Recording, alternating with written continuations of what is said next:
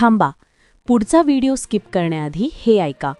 1 जानेवारी 2026 ही फक्त तारीख नाही. ही तारीख तुमचा पगार, तुमचं बँक खातं, तुमचा पॅन, तुमचा क्रेडिट स्कोअर आणि अगदी तुमचा दैनंदिन आयुष्य बदलणार आहे. जर 31 डिसेंबरच्या आधी तुम्ही हे काम केलं नाही, तर 1 जानेवारीची सकाळ तुमच्यासाठी अडचणी घेऊन येऊ शकते. म्हणून हा व्हिडिओ शेवटपर्यंत पहा, कारण पुढच्या काही मिनिटांत आम्ही सांगणार आहोत ते 10 बदल जे थेट तुमच्या खिशावर परिणाम करणार आहेत. 1 जानेवारी 2026 पासून पॅन आणि आधार लिंक नसलेल्या नागरिकांना मोठ्या अडचणींना सामोरे जावे लागू शकते. केंद्र सरकारने स्पष्ट केले आहे की 31 डिसेंबर 2025 ही पॅन आधार लिंक करण्याची अंतिम मुदत आहे. या तारखेपर्यंत लिंकिंग न झाल्यास 1 जानेवारीपासून संबंधित पॅन कार्ड इनऑपरेटिव्ह ठरेल.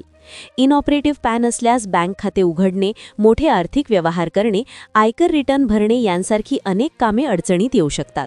त्यानंतर उशिरा पॅन आधार लिंक केल्यास 1000 रुपये दंड भरावा लागू शकतो. सरकारचा उद्देश कर चुकवेगिरी रोखणे आणि बनावट पॅनवर नियंत्रण ठेवणे हा आहे. त्यामुळे नागरिकांनी शेवटच्या क्षणाची वाट न पाहता तात्काळ लिंकिंग करून घ्यावे. 2026 हे वर्ष आयकर व्यवस्थेसाठी अत्यंत महत्त्वाचे ठरणार आहे. जानेवारी 2026 मध्ये केंद्र सरकार नवीन इन्कम टॅक्स फॉर्म आणि नियम अधिकृतपणे जाहीर करणार आहे. हा नवीन कायदा 1961च्या जुन्या इन्कम टॅक्स कायद्याची जागा घेणार आहे. जरी हा कायदा 1 जानेवारीपासून थेट लागू होत नसला तरी त्याची तयारी जानेवारीपासून सुरू होणार आहे. हा कायदा 1 एप्रिल 2026 पासून लागू होईल. नवीन नियमांमुळे कर भरण्याची प्रक्रिया अधिक पारदर्शक होणार आहे. खर्च, गुंतवणूक आणि उत्पन्न यामधील तफावत लगेच समोर येऊ शकते. याचा परिणाम पगारदार, व्यापारी आणि फ्रीलान्सर्स सगळ्यांवर होणार आहे.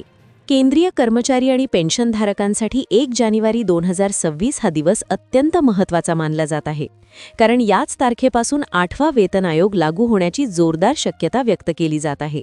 सध्याचा 7वा वेतन आयोग 31 डिसेंबर 2025 रोजी संपत आहे, त्यामुळे नवीन वेतन आयोगाची घोषणा अपेक्षित आहे. 8वा वेतन आयोग लागू झाल्यास पगारात तसेच पेन्शनमध्ये लक्षणीय वाढ होण्याची शक्यता आहे. महागाईच्या पार्श्वभूमीवर कर्मचाऱ्यांना मोठा दिलासा मिळू शकतो. जरी अद्याप अधिकृत घोषणा झालेली नसली तरी चर्चांना वेग आला आहे. नवीन वर्षात वाहन खरेदी करणाऱ्यांसाठी वाईट बातमी आहे. 1 जानेवारी 2026 पासून अनेक कार कंपन्या त्यांच्या वाहनांच्या किमती वाढवणार आहेत. काही कंपन्यांनी आधीच दरवाढीची घोषणा केली आहे. ही दरवाढ 3000 रुपयांपासून ते 3% असू शकते. कच्च्या मालाचे वाढलेले दर, सेफ्टी फीचर्स आणि उत्पादन खर्च वाढल्यामुळे हा निर्णय घेण्यात आला आहे. याचा मोठा फटका मध्यमवर्गीय ग्राहकांना बसू शकतो. त्यामुळे कार खरेदीचा विचार असेल तर वर्षाअखेरपूर्वी निर्णय घेणे फायदेशीर ठरू शकते. 1 जानेवारी 2026 पासून शेतकऱ्यांसाठी फार्मर आयडी अत्यंत महत्त्वाची ठरणार आहे. PM किसान सन्मान निधीचा पुढील हप्ता मिळवण्यासाठी ही युनिक फार्मर आयडी आवश्यक असेल.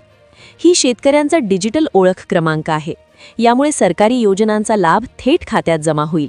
डुप्लिकेट लाभार्थी आणि फसवणूक रोखण्यासाठी सरकारने हा निर्णय घेतला आहे. ज्यांच्याकडे फार्मर आयडी नसेल त्यांचा हप्ता अडकू शकतो. त्यामुळे शेतकऱ्यांनी तात्काळ नोंदणी करून घेणे गरजेचे आहे.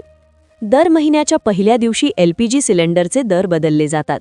1 जानेवारी 2026 रोजी घरगुती आणि व्यावसायिक गॅसचे नवीन दर जाहीर होणार आहेत. यावेळी गॅस ग्राहकांना दिलासा मिळण्याची शक्यता वर्तवली जात आहे. 30 ते 40 रुपयांपर्यंत दर कमी होण्याचा अंदाज आहे. जर दर कमी झाले तर घरगुती बजेटवर सकारात्मक परिणाम होईल. व्यावसायिक सिलेंडरच्या दरातही बदल होऊ शकतो, ज्याचा परिणाम हॉटेल आणि खाद्य व्यवसायावर होईल. LPG प्रमाणेच CNG, PNG आणि जेट फ्युएलचे दरही महिन्याच्या पहिल्या दिवशी बदलले जातात. 1 जानेवारी 2026 रोजी या इंधनांचे नवीन दर जाहीर होण्याची शक्यता आहे. CNG आणि PNG वाहन आणि स्वयंपाकासाठी वापरले जाते. दर वाढल्यास सामान्य नागरिकांच्या खिशावर भार पडेल.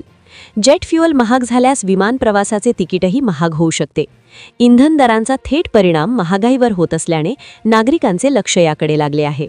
डिजिटल फसवणूक रोखण्यासाठी सरकार आणि बँकांनी कडक पावले उचलली आहेत. 1 जानेवारी 2026 पासून UPI आणि डिजिटल पेमेंट संबंधी नियम अधिक कठोर केले जाणार आहेत. संशयास्पद व्यवहारांवर तात्काळ कारवाई होऊ शकते. सिम व्हेरिफिकेशनचे नियमही अधिक कडक केले जाणार आहेत. फेक अकाउंट्स आणि सायबर फसवणूक थांबवण्यासाठी हे बदल महत्त्वाचे मानले जात आहेत. याशिवाय FDच्या नवीन व्याजदरांची अंमलबजावणीही जानेवारीपासून होणार आहे. 2026 मध्ये क्रेडिट स्कोअर अपडेट होण्याच्या पद्धतीत मोठा बदल होणार आहे. आत्तापर्यंत महिन्यातून एकदा अपडेट होणारा क्रेडिट स्कोअर आता दर 7 दिवसांनी अपडेट होणार आहे. वेळेवर EMI भरल्यास लगेच त्याचा फायदा स्कोअरमध्ये दिसेल. मात्र एक दिवस जरी उशीर झाला तरी स्कोअर घसरण्याची शक्यता आहे. याचा थेट परिणाम लोन मंजुरी आणि व्याजदरांवर होणार आहे. त्यामुळे आर्थिक शिस्त पाळणे अधिक गरजेचे ठरणार आहे. जानेवारी 2026 मध्ये बँक ग्राहकांसाठी विशेष खबरदारी आवश्यक आहे. या महिन्यात सुमारे 16 दिवस बँका बंद राहतील. मकर संक्रांत, प्रजासत्ताक दिन यांसह विविध कारणांनी बँकांना सुट्ट्या असतील. या सुट्ट्या राज्यानिहाय वेगवेगळ्या असतील. त्यामुळे महत्त्वाची बँक कामे आधीच पूर्ण करणे गरजेचे आहे.